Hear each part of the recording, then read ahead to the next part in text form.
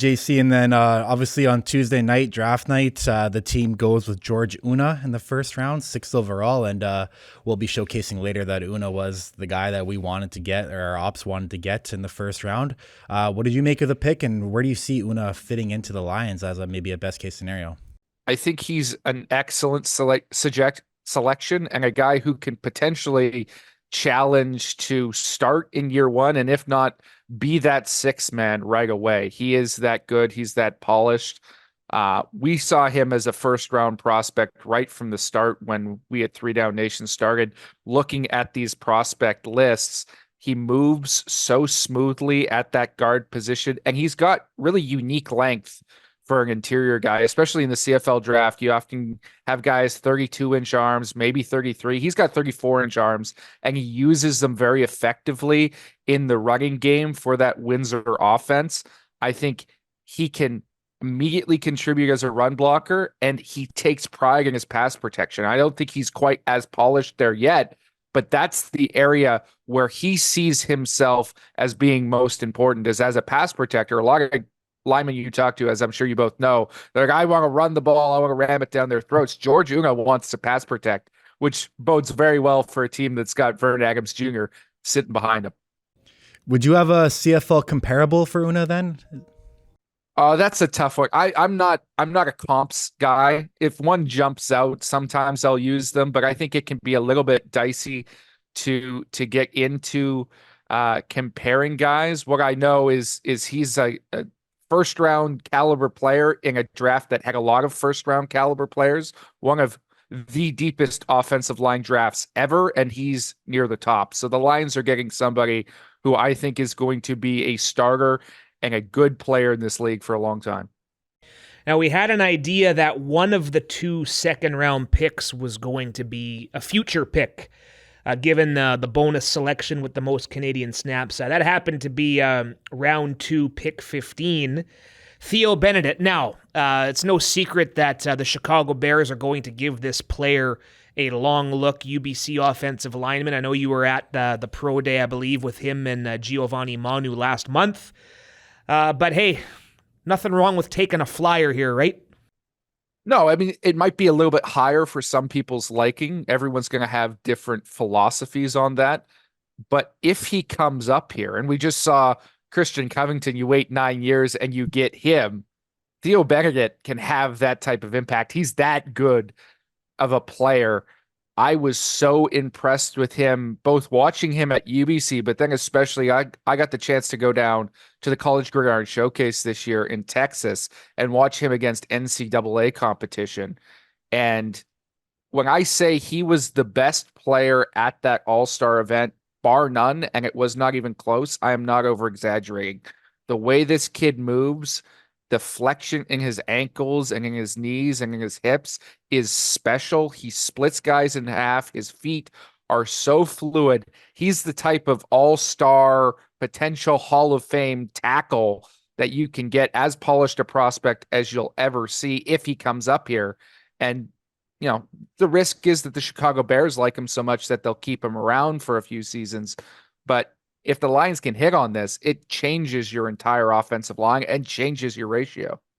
Yeah, and having this extra pick maybe played an influence in taking Theo that high. And with the 19th selection, tacking onto the second round, I think we switched to your guys' podcast right around the time this second round was wrapping up, and yourself and Ben Grant were talking about Ezekiel Tayade, a transfer to Concordia for his senior year. We know the breakdown of this current receiving core, JC. They're going to be probably a couple of Canadians at least in Catoy and McInnes once again starting. So this is about supplementing that group as much as anything else, correct?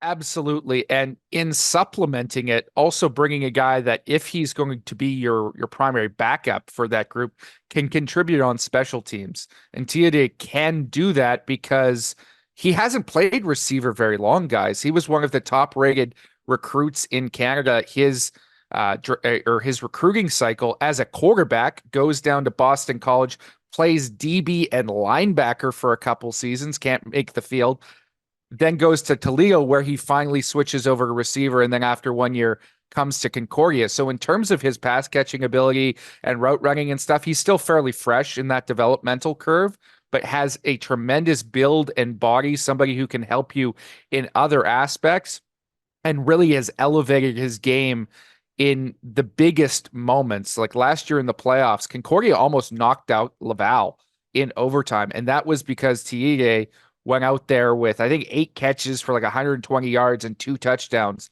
put that Stingers team on his back in the playoffs and almost pulled off that upset. So I'm very high on him. I know the testing numbers weren't as good as some people expected, but I think the Lions are getting somebody who can contribute here.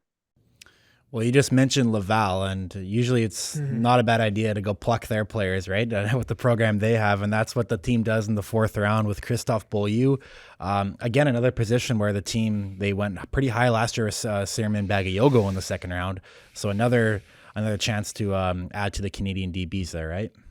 Yeah, he's a tremendous value at 26. He's somebody we had ranked way higher, and my colleague Ben Grant, who sat with me through that 4-hour broadcast, he had Beaulieu as his top-rated DB, even above Ben LaBrosse, who went 4th overall to the Calgary Stampeders. That's how much he likes his game, and you can see why. Nobody is as fluid in transition as Beaulieu is. Smart guy, played 2-time All-Canadian halfback for the Laval Rouge et Or, but he's going to contribute for you guys as a backup safety, right? You've got Adrian Green, who's probably going to start there. Charlie Ringland, who I was very high on last year, is coming off the injury, will be in that rotation as well.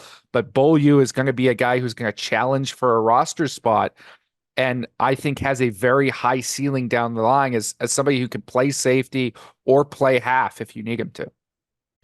And then, JC, the remainder of the draft, there's this Kale Dava, Terrence Gagne, Dawson Merchant. And any of those picks stand out for you? And if so, why?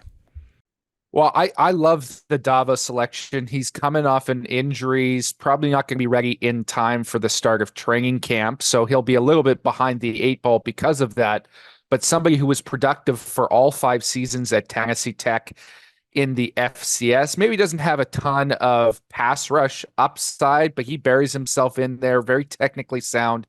Is going to be somebody who can potentially be a backup piece at that defensive tackle rotation that's already got Covington and Nathan Cherry. Gagne brings you special teams value, and Dawson Marchant, again, good special teams bodied local kid, somebody who can provide potentially depth at safety or corner where he's played a lot of the time. So solid additions across the board.